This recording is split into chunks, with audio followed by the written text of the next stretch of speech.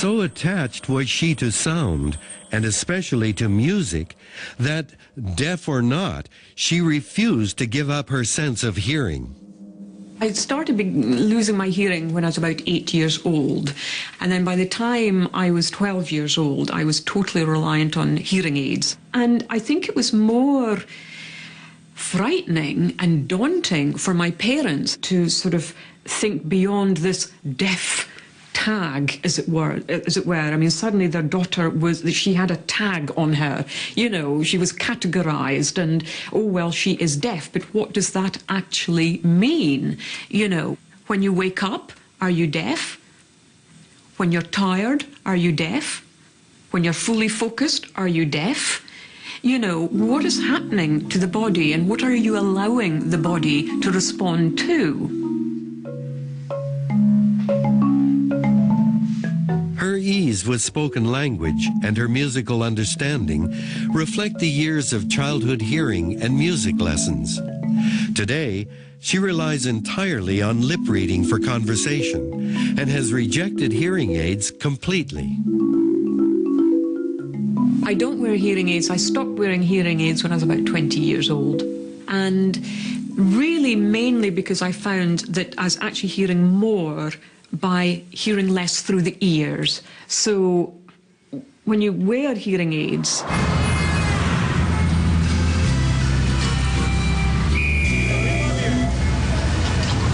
there's an awful lot of noises there that are very confusing, that are very distracting, that are very unhelpful. And I found that actually by hearing less through the ear and opening the body up, I was hearing a lot more. And then I'd simply just sit somewhere and observe and basically pay attention. And I would notice a car. Where did I feel that? Or people speaking. Where did I feel that? You would see something. Would you imagine sound with that?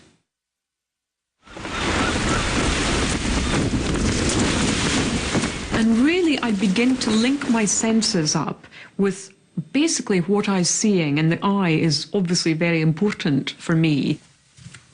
But it's her sense of touch that guides Glennie's musical hearing.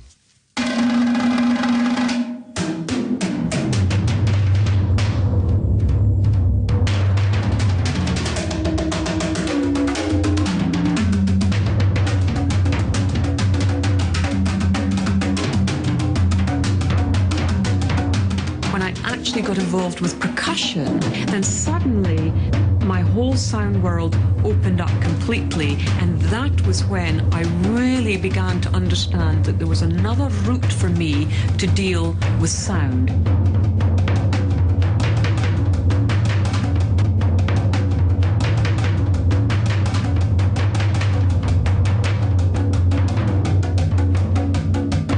The reason why I take my shoes off is because I need to be completely grounded and to feel this sound. I don't want part of my body being cut off.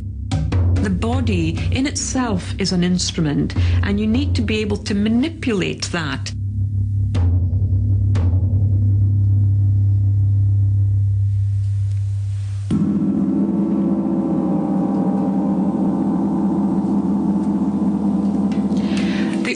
Part of me that is feeling that is literally somewhere around here. And the reason for that is because I have poor posture here.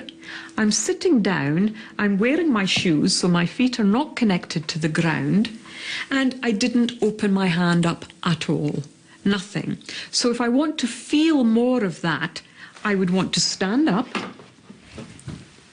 I'd want to take my shoes off. I'd want to bend my knees, and I'd want to be far more part of this instrument than I am. And I want to open my body up much more than I was when I was sitting down. So I will strike it again.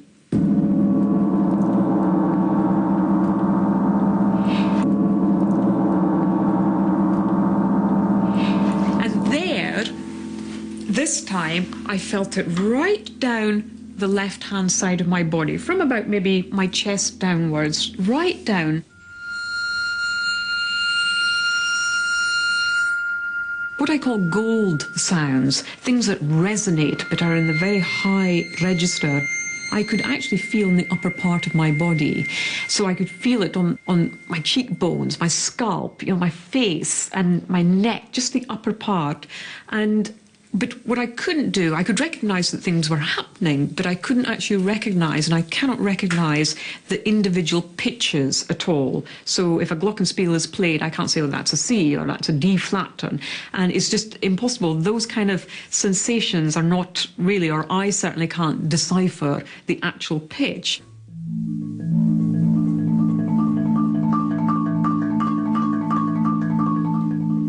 Despite her disclaimer, Glennie clearly understands the principles of melody, and her music raises the bar for percussion players everywhere.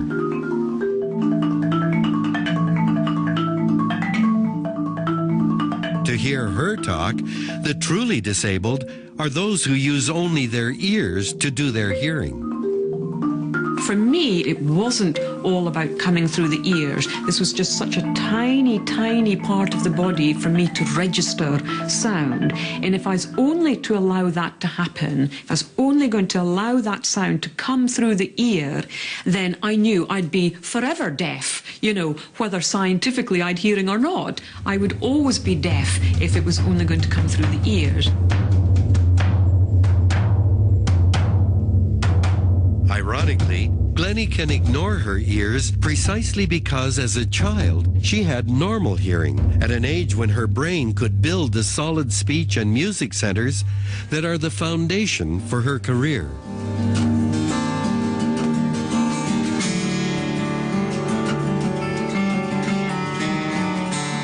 Dr. Blake Papson, himself an accomplished musician, has built his career on giving hearing to those young enough to make the most of it. For him, too, the ultimate goal is a full experience of the human sense of hearing.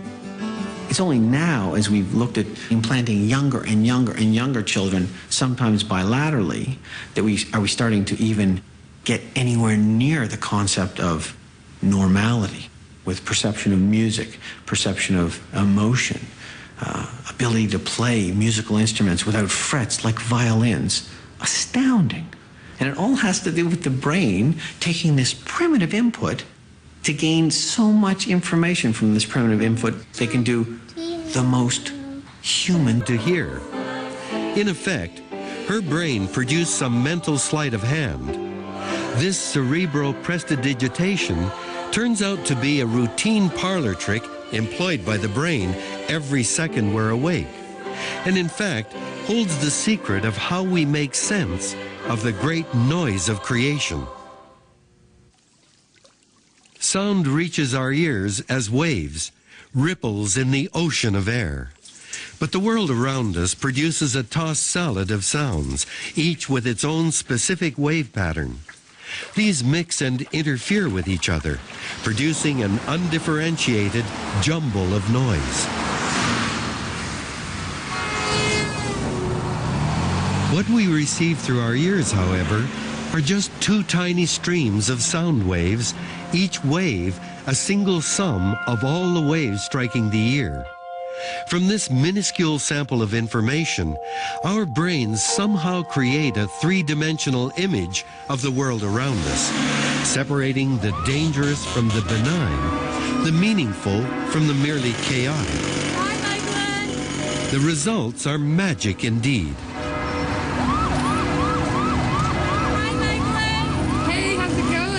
Even when we're dealing with something as mundane as everyday speech, our brains are working constantly to make sense of what our ears serve up. Speech is a fabulous medium for conveying information via language, but the ear is something of a bottleneck. Ultimately, it really is a vibration. It's air pressure varying over time.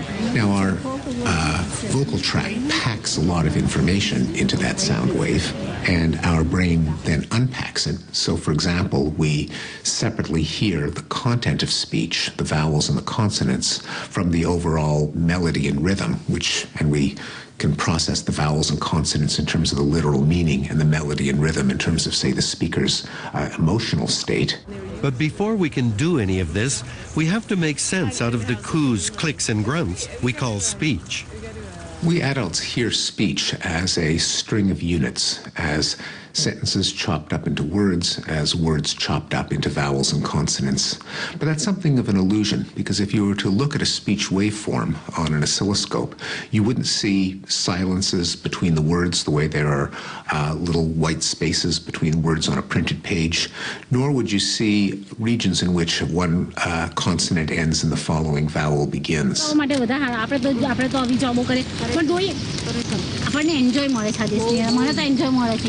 It's also why a foreign language will sound like a continuous ribbon of noise to a foreign speaker.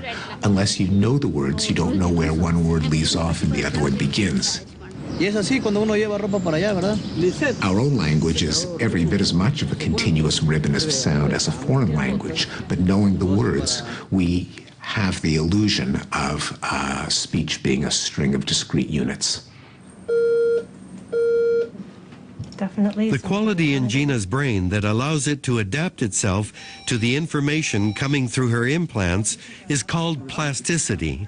And in mammals, plasticity is the special gift and talent of the very young. Without any explicit teaching, children in the 3rd and 4th years of their life acquire language and grammar and are absolute geniuses at doing so. I mean, their vocabulary may increase by 30 words a day, and it's that power seems to occur at a very critical age. There's this extraordinary window in the 3rd and 4th, 5th year to some extent, and then it starts to close. Don't usually come out in the middle. It is to take advantage of this window of brain plasticity. We'll have an improved performance compared to the most. Why we hear music. On one level, the answer to that question is relatively simple. There are regions that have been known for a long time to be involved when gamblers win a bet, or drug addicts take their drug of choice, or when you have sex. These centers modulate the release and uptake of dopamine, the so-called feel-good neurotransmitter, and they signal to your body that this is a pleasurable experience and that you're enjoying it. When we play people music that they like, the same region comes online. It's a network involving structures such as the nucleus accumbens, the ventral tegmental area, and the hypothalamus. And it's not simply that people are telling us they like music. We're seeing the neural corroboration of it here. That would explain this, and the billions we spend on music every day. It's chocolate for the ears. But that just begs the question, why would evolution select for beings who can hear and love music? One suggestion, purporting to explain the sexual excesses of rock stars, goes back to the father of evolutionary theory himself. Charles Darwin felt that music was there to signal sexual fitness, and that it played a big role in the evolution of our species.